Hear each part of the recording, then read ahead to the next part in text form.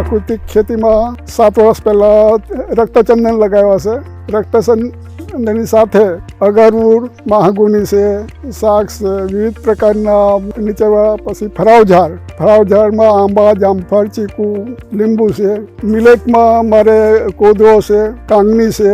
કઠોળમાં મગ, અડદ, તુવર, ચણા તેમજ મસાલા પાકોમાં હળદર કરી છે. અત્યારે હું પ્રાકૃતિક કરું છું એટલે ખર્ચો નહિવત છે. ખર્ચો બધું હું પોતે જ બનાવું છું એટલે ખર્ચો કશો નહીં.